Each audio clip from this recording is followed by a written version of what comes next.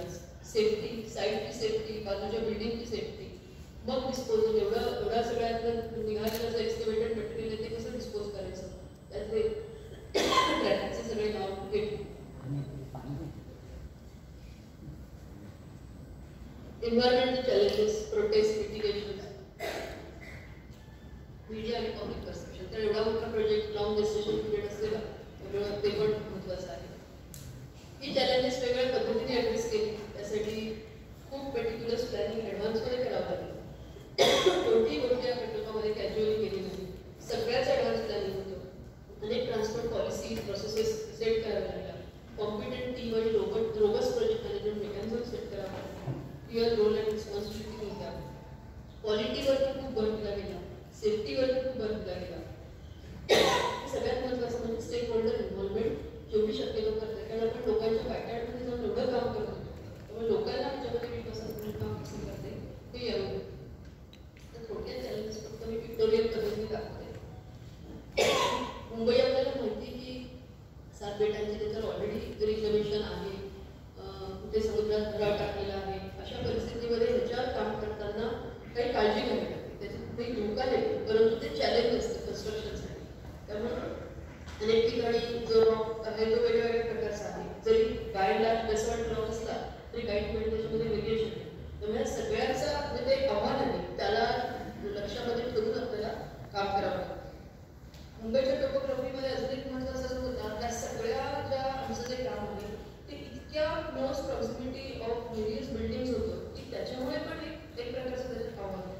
त्यात heritage building होत्या, उंच इमारती होत्या, जुन्या खूप डेव्हलपमेंट झालेल्या बिल्डिंग होत्या, कंजेस्टेड वर्क एरियाज होते, फ्लायओव्हर्स, मेट्रो आधीच्या, त्या सगळ्याला निगोशिएट करत आपल्याला त्याच्या खाली त्याला कुठेही इंचभर सुद्धा धक्का न लागता आपल्याला काम करायचं होतं. ते अंडरग्राऊंड युटिलिटीचं दुसरं आव्हान. पण इतक्या अंडरग्राऊंड युटिलिटीज मुंबईमध्ये आहे, मुंबईचं रोड नेटवर्क लिमिटेड आहे, आणि सगळ्या युटिलिटीज सगळ्यांना सेवा बघण्याची त्या रस्त्यांची खाली आहे.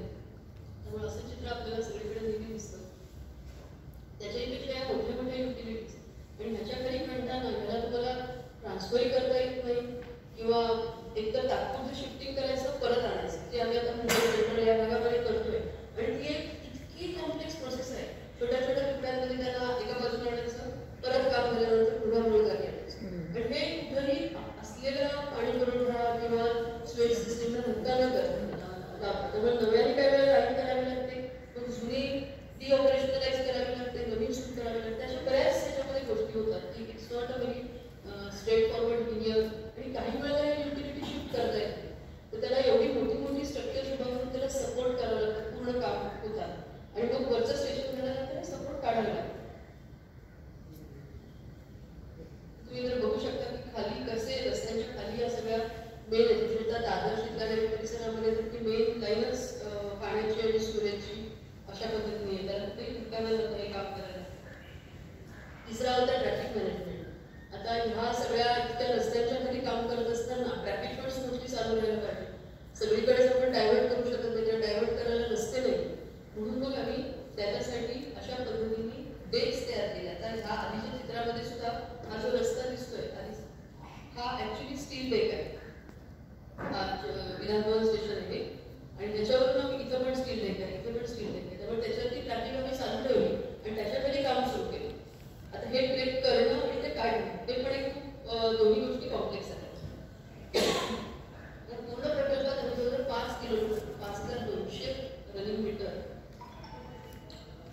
एवढ्या ट्रॅफिक लाईन्स उभ्या केल्या आणि त्याच्यावरून ट्रॅफिक चालू राहिली आणि खाली आम्ही काम करत राहिलो. तर काही ठिकाणी डिटेक्स केले, काही ठिकाणी मात्र रोड डायव्हर्ट करायला किंवा रोडची बीट कमी झाली. हे सगळे रोड आम्हाला रिइन्स्टेट करायचे. या पूर्ण म्हणजे दोन्ही पॅकेज आमचे जर फेजेस घेतल्या तर आतापर्यंत 12 किलोमीटरचे रोड आम्ही खोदले आणि ते रिइन्स्टेट करायचे. त्यापैकी आतापर्यंत 2.5 किलोमीटर आम्ही रिस्टोर केले बऱ्याच ठिकाणी छोट्या छोट्या पद्धतीने. साधारण 9.5 किलोमीटर तर शिल्लक आहे. त्यातले मार्चपर्यंत 5 किलोमीटर होती, मे महिन्यापर्यंत अजून एक 2 किलोमीटर होती आणि उरलेले जुलैपर्यंत होती. आणि फक्त एक 600 मीटर आणि 700 मीटर हे आमच्या ऑगस्ट सप्टेंबरमध्ये जातात, पण ते सुद्धा मेन रोड नाही. पण this is also very very complex process, कारण जेव्हा तुम्ही ते स्टील डेक टाकता किंवा ते खालपर्यंत गेलं असेल त्याला कट करून ते परत हे भरणं आणि त्याच्यावर नव्याने रस्ता करणं आणि परत ट्रॅफिक इकडे शिफ्ट करणं हा एक कॉम्प्लेक्स प्रोसेस आहे. परंतु ती आता सगळीकडे चालू आहे आणि बऱ्याच ठिकाणी रोड रिस्टेट झाले आणि काही ठिकाणी पुढच्या 2-4 महिन्यामध्ये होते. तिसरं चॅलेंज होतं लँड ॲक्विजिशन आणि रिहॅबिलिटेशन. जवळजवळ 75 हेक्टर जागा आम्हाला या प्रकल्पासाठी लागली काम करत असताना त्यापैकी 73 हेक्टर ही तात्पुरतीच होती, परंतु ती आम्हाला लागली. ही जागा आम्हाला गव्हर्नमेंटच्या वेगवेगळ्या यंत्रणांकडून मिळवावी लागली. ती केंद्र शासनाच्या होत्या, राज्य शासनाच्या होत्या. प्रत्येकाचं स्वतःचं काही प्लॅनिंग असतं, त्यामुळे त्यांना ती विनंती करून ते प्लॅनिंग थोडंसं बाजूला ठेवून त्या प्रकल्पासाठी आम्ही जागा घेतल्या. बऱ्याचशा जागा आम्ही परत सुद्धा केलेल्या आहेत आणि साधारण 2.5 हेक्टर जागा आम्हाला खासगी संपादित करावी. ही जवळजवळ 40-50 तुकड्यांमध्ये विकून आहे. त्यामुळे तेवढ्या मालकांशी बोलणं, निगोशिएट करणं, ह्या ज्या जागा मिळाल्या त्याच्या खूपच कमी जागा इन्कम्प्लन्स फ्री होत्या. बाकी सगळ्या जागांवरती झोपड्या आहेत किंवा टेनर्स आहेत, त्यामुळे त्यांना सगळ्यांना आम्हाला डील करावं लागलं. जवळजवळ 1925 स्लममध्ये राहणाऱ्या PFDsना आम्हाला रिहॅबिलिटेट करावं लागलं. 733 गिरगाव काळकादेवी या परिसराच्या जवळ 733 टेनर्स आहेत त्याच्या कुटुंबियांना, म्हणजे तेवढ्या लोकांना मला त्या कुटुंबांना तात्पुरतं स्थळांतर त्यांच्यासाठी परमनंट रिहॅबिलिटेशन. आता हे अशा प्रकारच्या आम्हाला साईट्स मिळालेल्या होत्या ज्याच्यामध्ये ह्या साईट क्लिअर करून मग आम्ही त्याचं लॉन्चिंग शाफ्ट केले.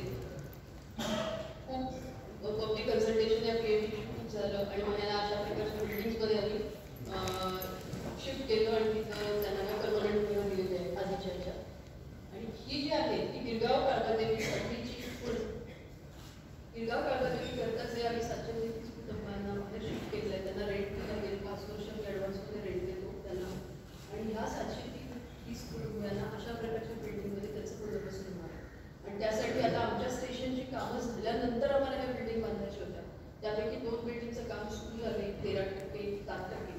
त्यातली एक बिल्डिंग जी आहे गिरगावची, जिला म्हणजे 3 म्हणतो, ती जून 27 मध्ये ती पूर्ण होईल.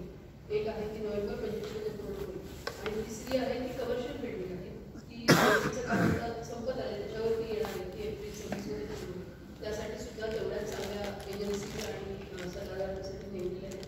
आणि त्याचे पण जे काही प्रोसेस खूप कॉम्प्लेक्स होती, लोकांना समजावून सांगून त्याचा किंवा संपादन होऊन या स्टेजला ते काम येण्यासाठी खूप म्हणजे मन लावून केलं. पण त्यांना आपल्या 33/7च्या जी काही प्रोसेस आहे त्याच्यानुसार शासनाने काही ॲडिशनल त्यांना जे एरिया होता ते सगळं करून त्यांच्या घराचं प्लॅनिंग तिथे झालं. तिसरं आहे अनेक प्रकारचे अप्रुव्हल्स जसं लागतात. खूप मोठी लिस्ट आहे. ती सगळी अप्रुव्हल्स आम्ही म्हणजे कुठेही त्याच्यामध्ये शॉर्टकट घेतला नाही. सगळे अप्रुव्हल्स प्राप्त झाल्यानंतर त्याच्यामध्ये CRZ क्लिअरन्स पासून ते हेरिटेज कॉन्झर्वेशन कमिटीचं अप्रुव्हल, ट्रॅफिक डायव्हर्जन, जागांसाठी वेगवेगळ्या यंत्रणा, डिफेन्स, एअरपोर्ट अथॉरिटी, सर्व प्रकारचे अप्रुव्हल्स त्यासाठी लागले. कंजेस्टेड वर्क केलं असेल तर कायमच चॅलेंज आहे. त्यामुळे तुम्ही जर बघता तर हुतात्मा चौक अतिशय लिमिटेड जागा, बाजूला दोन्ही बाजूला अतिशय सुंदर दिसणाऱ्या परंतु अतिशय वीक असणाऱ्या म्हणजे डायलॅपिडेटेड असणाऱ्या इमारती, त्याचं कुठल्याही नेचर न बदलता हे काम करणं. हे आता हुतात्मा चौक स्टेशन थोडंसं मी एक्सप्लेन करू शकते की हे स्टेशन आहे या बिल्डिंगच्या खाली ॲक्च्युली हा एवढाच भाग आहे. आणि त्यामुळे एक बोगदा आहे तो या रस्त्यावरून जातो आणि दुसरा बोगदा या बिल्डिंगच्या खालून जातो. त्यामुळे त्याच बोगद्याला वायडन करून अशा पद्धतीने हे स्टेशन बनवलं गेलं. हे NATM स्टेशनचं एक उदाहरण आहे. हे तुम्ही इथे बघू शकता. हे काळकादेवी स्टेशन आहे. हे अजून कॉम्प्लेक्स आहे. त्याचे दोन्ही बोगदे बिल्डिंगच्या खाली आहेत. तिथं मध्ये आम्हाला जेवढी जागा मिळाली त्याच्यात हा स्टेशन बॉक्स बनवला आणि हे बोगदे ह्या स्टेशन बॉक्सला अशा पद्धतीने हॉरिझॉन्टल टनेलिंग करून जोडले गेले. हे काळकादेवीचं वर्क केली आणि खाली अशा प्रकारे त्या रॉकमधून ती टनेल आणि त्याचं वाईडनिंग चालू होतं. You can see Dassault rock होतं. हे अचानक चौकीत आम्हाला एक एक्स्ट्रा क्रॉस ओव्हर म्हणतात. तिथे आम्हाला ट्रेन रिटर्न करायची फॅसिलिटी ती आपण दगडामध्ये अशाच पद्धतीने NATM वापरून पूर्ण केली. साईटची सेफ्टी हा एक मोठं चॅलेंज असतं, पण ते अतिशय म्हणजे खूप चांगला सेफ्टी स्कोर या पूर्ण प्रकल्पाचा राहिला. इतकं डिफिकल्ट कन्स्ट्रक्शन असून सुद्धा सगळे इंटरनॅशनल प्रोटोकॉल फॉलो केल्यामुळे ज्याला हेल्थ सेफ्टी आणि एन्व्हायरमेंटल नॉर्म्स म्हणतात ते खूप स्ट्रिजंट फॉलो केल्यामुळे याच्यामध्ये सेफ्टी किंवा एन्व्हायरमेंटल त्याचा ब्रीच करणं एक प्रश्न कुठे आला नाही. बिल्डिंगची सेफ्टीची कशी आम्ही काळजी घेतली तर याच्यामध्ये जेवढ्या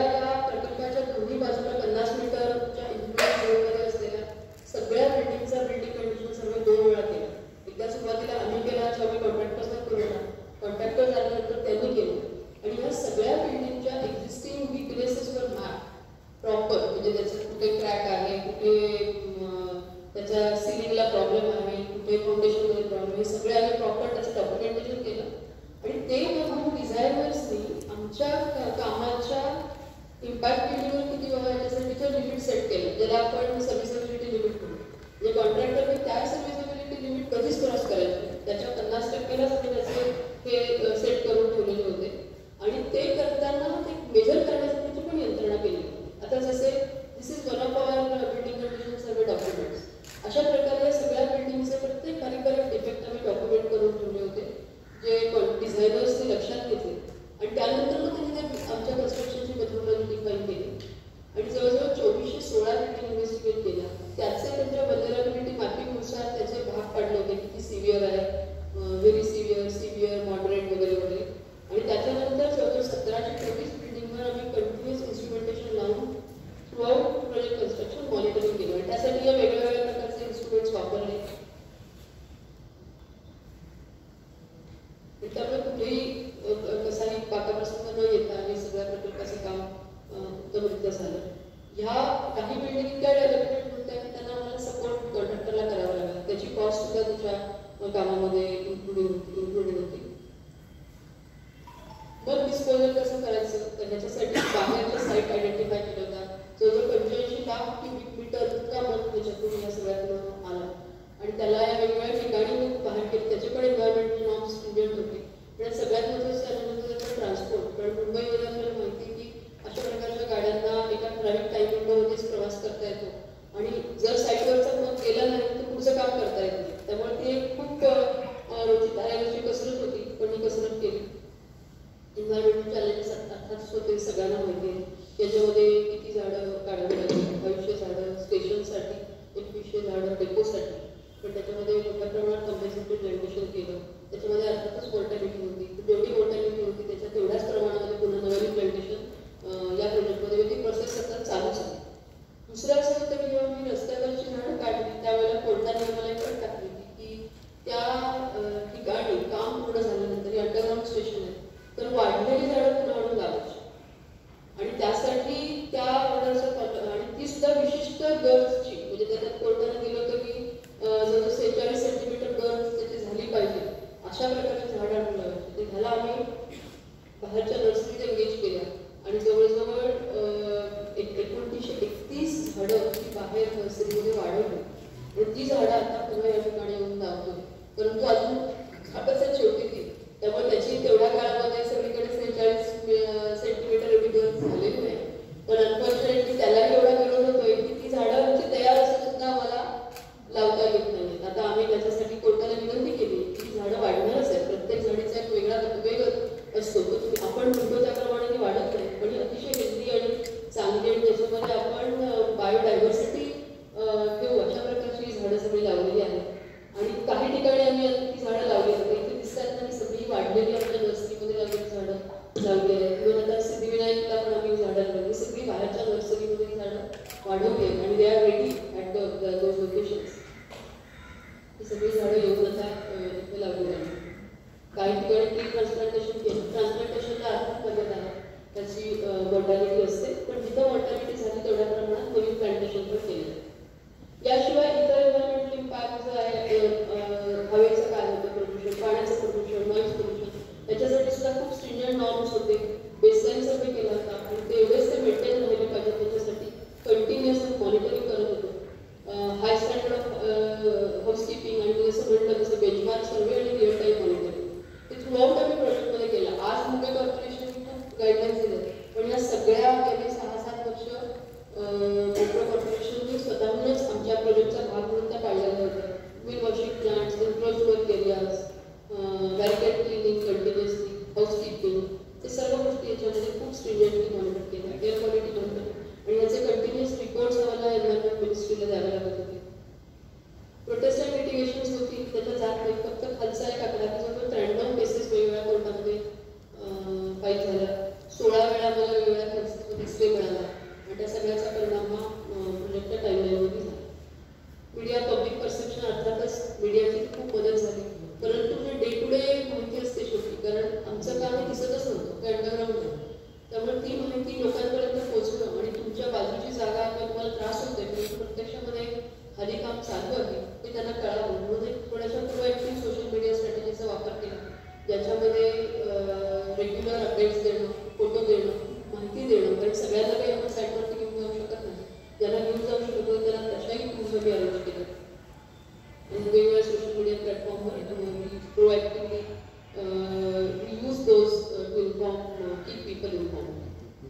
so this is all about the project information. आता पुढचे थोडेसे फोटो आहेत ज्याच्यात आत्ताचं अपडेट काय आहे ते कळेल. याच्यामध्ये आत्ताची सध्याची ओव्हरऑल प्रोजेक्टची प्रोग्रेस 87.2%. आम्ही हे पॉईंट डेसिमलमध्ये देतो कारण 2% पण म्हणजे 0.2% पण खूप असतं कारण त्या प्रोजेक्टचा साईज एवढा मोठा आहे त्यामुळे. आणि त्याच्यामध्ये सिव्हिल वर्क 97.1% कम्प्लीट झालं आहे. स्पेशल कन्स्ट्रक्शन 93.6% कम्प्लीट झाले. टनेलिंग 100% कम्प्लीट झाले. सिस्टीम वर्कचा जवळजवळ 64% कम्प्लीट झाला आहे. डेपो वर्क सुद्धा आमचा 91% पूर्ण झाला आणि मेनलाईन ट्रॅकवर 72% झाले. पण हे 2 फेजेसमध्ये आपल्याला कमिशन करायचं. पहिली फेज जी आहे RATPKC याचं काम 93.4% झालं. जे स्टेशनवर टनेल वर्क झाली आहे. सिस्टीमची कामं झाली त्यात सगळ्यात महत्त्वाचं आहे ते म्हणजे डेपो कनेक्टिव्हिटी. डेपो कनेक्टिव्हिटी मी अजून डेपोचं काम झालं आहे, इकडे काम झालं आहे, पण दोन्हीमधलं जो कनेक्टिंग दुवा आहे, शंटिंग नाही कसं म्हणतात त्याला, ते मात्र काम आमचं मागं आहे कारण त्याच्यामध्ये खूप लिटिगेशन होतं आणि तो भागच आम्हाला मागच्या एप्रिलमध्ये या वर्षीच्या एप्रिलमध्ये मिळाला आणि तिथे भरपूर प्रमाणात आम्हाला एक्सकवेट करून काम करायचं होतं. त्यामुळे ती अजून या प्रोजेक्टमधली वीक लिंक आहे. होपफुली साधारण जानेवारी एंडपर्यंत तो एरिया पूर्ण होईल असा आता अंदाज आहे आणि त्याच्यानंतर मग आपल्याला डेपोमधल्या ट्रेन टनेलमध्ये आणणं आणि त्याचं सगळं टेस्टिंग वगैरे सुरू करणं शक्य होतं. ही सर्व्हिस स्टेशन प्रोग्रेस आहे. हे फेसबुकचं पण तेवढ्याच ॲडव्हान्समध्ये आहे. ट्रॅकवर्क्स जे आहेत ती आपल्याला असतात फक्त पॅकेज 2 आणि 3 मध्ये येतात. शेवटी हे सगळं झाल्यानंतर तिथे काम होईल. हे वेगवेगळ्या पॅकेजेस पर्सेंटेजेस आहेत. आता याचं ऑपरेशन कसं होणार कारण परत इनहाऊस ऑपरेशन करणं पुन्हा एक नवीन तेवढी यंत्रणा निर्माण करणं याच्याऐवजी म्हणजे थोडा वेगळा अप्रोच घेतला. जसं हैदराबाद मेट्रो आहे ती LMTने केली परंतु ऑपरेट करायला एका खासगी ऑपरेटरकडे दिली. रिलायन्सची मेट्रो सुरुवातीला त्यांनी एका वेगळ्या ऑपरेटरकडे दिली आता ते स्वतः करतात. म्हणून आम्ही याच्यामध्ये टेंडर काढलं. ऑपरेशन आणि मेंटेनन्स हे काम ते ऑपरेटरने करायचं आणि आम्हाला विशिष्ट त्याच्यासाठी काही हे घालून दिलं की सर्व्हिस क्वालिटी ऑफ सर्व्हिस काय आहे, सर्व्हिस लेवल बेंचमार्किंग दिलं आणि त्या पद्धतीने काम करायचं. त्याच्यामध्ये 2 लीडर्स पार्टिसिपेट झाले. एक किओलिस नावाची फ्रेंच कंपनी जी हैदराबाद मेट्रो चालवते आणि दुसरी दिल्ली मेट्रो स्वतः. त्यांनी आजपर्यंत त्यांनी स्वतःची मेट्रो चालवली पण बाहेर कुठे त्यांनी अशा प्रकारे काम केलं नव्हतं पण ते याच्यामध्ये सहभागी झाले आणि खूप टफ कॉम्पिटिशनवर दिल्ली मेट्रोनी हे जिंकलं आणि ते दिल्ली मेट्रो ह्याचं ऑपरेशन करणार आहे त्यासाठी त्यांची सर्व पूर्वतयारी चालू आहे. तर हा ऑपरेशनचा प्लॅन साधारण असा आहे की फेज 1 RATPKC 10 स्टेशन्स त्याच्यामध्ये आहेत. त्यामुळे त्यात आम्हाला 9 ट्रेन्स लागणार आहेत सुरुवातीला. 7 ट्रेन्स ॲक्च्युली चालतील आणि 2 ट्रेन ह्या स्पेअर मेंटेनन्ससाठी असतील. साधारण 6.5 मिनिटाच्या केडवे म्हणजे फ्रिक्वेन्सी सुरुवातीला या ट्रेन चालू आणि सकाळी 6 ते रात्री 11पर्यंत ऑपरेशन टाईम आहे. 260 राऊंड ट्रिप्स त्याच्यामध्ये होतील. यासाठी आपल्याकडे सगळ्या ट्रेन म्हणजे 11 ट्रेन्स ऑलरेडी आलेल्या आहेत ज्या डिपोमध्ये आहेत आणि त्यासाठीची पूर्तता आपली हळूहळू ऑपरेशनल प्रिपरेशन जे आहे ते होत आहे. तर साधारण समराईज करायचं तर आपल्याला माहितीच आहे की मेट्रो प्रोजेक्ट कशासाठी आहे. सेफ, एफिशियंट आणि कम्फर्टेबल सगळ्यात महत्त्वाचं रिलायबल ज्याच्यावर आपण समजून राहू शकतो अशा प्रकारचा प्रवास मुंबईकरांना मिळावा म्हणून हा प्रोजेक्ट आपण हाती घेतला आहे. आणि त्याचं साधारण आता जर तुम्हाला सद्यस्थिती पिक्टोरियल फॉर्मॅटमध्ये बघण्याकरता सुविधा पूर्ण करा.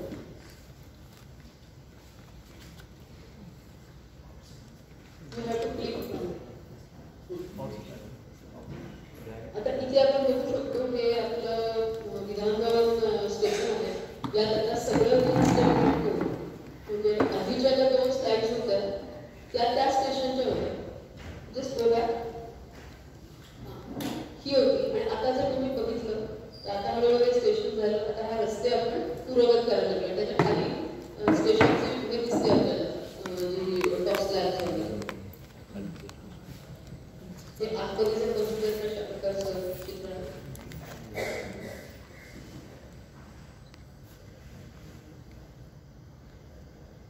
हे चर्चगेट स्टेशन आहे. त्याचे सुरुवातीला तिथे पण आता कामं पूर्ण झाली आणि त्याचंही इन्स्टेटमेंटचं काम सुरू आहे. ते काढण्याचं काम सुरू आहे. हे उतारचं स्टेशन आहे. त्याच्या आतमध्ये अशा प्रकारे ATM बनवलेला मुलगा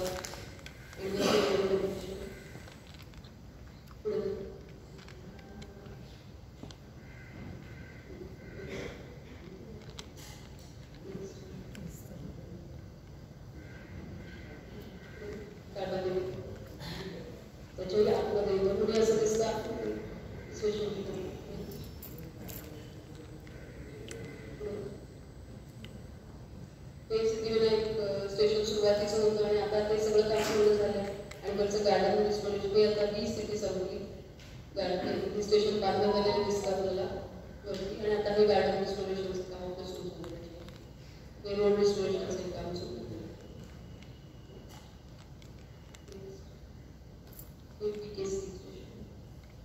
आमची पेपरमधल्या ऑपरेशन कंट्रोल सिस्टीम जी सेंटर आहे त्याला थोडासा विलंब झाला, कारण त्यापासून काम उशिरा झालं. त्यामुळे आपण BTC स्टेशनमध्ये आतमध्ये हा बॅकअप ऑपरेशन कंट्रोल सेंटर तयार केलेलं आहे, जे आम्ही पेमेंटसाठी वापरू.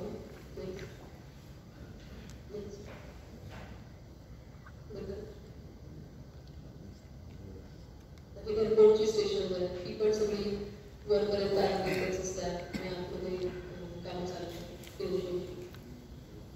भारतातलं सगळ्यात मोठं एस्कलेटर पेट्रोलला लागलं, तिथं एअरपोर्ट स्टेशनला लागलं. आमचं सहारचा क्रॉसओव्हर आहे, म्हणजे सहारमधून पण आपल्याला ट्रेन ती फिरवता येते, आणि हा क्रॉसओव्हर पूर्णपणे इलेक्ट्रिक पद्धतीने खाली प्रमुख केले.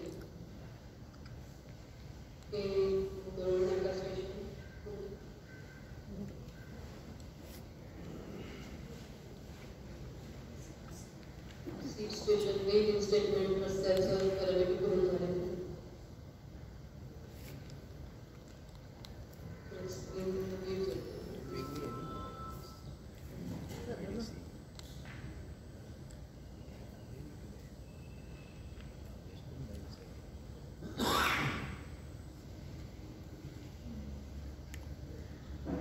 त्याच्या एंट्री एक्झिटच्या एवढंच झाले आपल्याला रस्त्यावर दिसणार, त्या कॅनोपीज बसवण्याचं काम चालू आहे. डेपोचं काम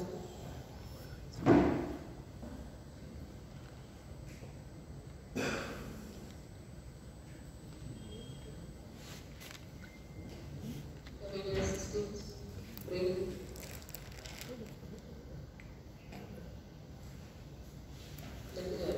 काही मुद्दे आहेत ते मला प्रश्न येण्यापेक्षा करून दिलेले आहेत. सो हे ओव्हरऑल मेट्रो 3 अशा पद्धतीने केली आणि त्याच्यामध्ये येणाऱ्या अडचणी आणि मेट्रो प्रकल्प म्हणून शहराला मोहून घातलेले फायदे, आणि एक नवीन पूर्ण नव्याने आपली मुंबईची सगळी जी वाहतूक व्यवस्था आहे ती एक बदलण्याचा प्रयत्न आपण करतो. आणि पुन्हा रेल्वे बेस्ड मास रॅपिड ट्रान्झिट, ज्याच्यामुळे रस्त्यावरची वाहनांची गर्दी कमी होईल, रस्ते डिकंजेस्ट होतील, आणि पुन्हा जर आपण ट्रान्झिट ओरिएंटेड डेव्हलपमेंटकडे जाण्याचा एक प्रयत्न या निमित्ताने आपल्याला करायचं आहे. कारण शहराचं एक कॉम्पिटेटिव्ह एज ठेवायचं असेल तर आपल्या वाहतूक व्यवस्थेमध्ये मूलाग्र बदल करणं आणि ती वाहतूक व्यवस्था नवीन काळाच्या गरजेनुसार करणं हे या शहरासाठी फार महत्त्वाचं आहे, आणि ते या मेट्रो प्रकल्पामध्ये होते असं मला वाटतं. लॉंग डिस्टन्स पिरियड असलेले प्रोजेक्ट आहेत, खूप मोठे इन्व्हेस्टमेंट त्याच्यामध्ये आवश्यकता आहे, पण शासनाने एवढी घेतली आहे आणि सगळे प्रकल्पामध्ये त्याच्या अडचणी आहेत, लोकांना त्रासही होतो. परंतु जसजसे प्रोजेक्ट पूर्ण होत जातील तसतसा लोकांचा जो प्रवास आहे तो अतिशय सुखकर होणार आहे याची ग्वाही या निमित्ताने देऊ इच्छिते. त्याची झलक आपल्याला आजच्या काही पूर्ण झालेल्या प्रकल्पातून मिळते. त्याचा पूर्ण फायदा झाला नाही, कारण नेटवर्क अजून कम्प्लीट झालेलं नाही, पण नेटवर्क जसं कम्प्लीट होत राहील तसं मुंबई ज्या पद्धतीने प्रवास करतो मुंबईकर त्याच्यामध्ये मुलाकडे बदल होईल याची मला खात्री आहे. आणि या सगळ्या त्या प्रवासाचा भाग होण्याची संधी मला गेली अनेक वर्ष मिळाली, त्याच्याबद्दल मी स्वतःला खूप भाग्यवान समजते आणि शासनाची आणि लोकांची त्यासाठी खूप खूप तुम्हाला बोलवलं त्याबद्दल धन्यवाद.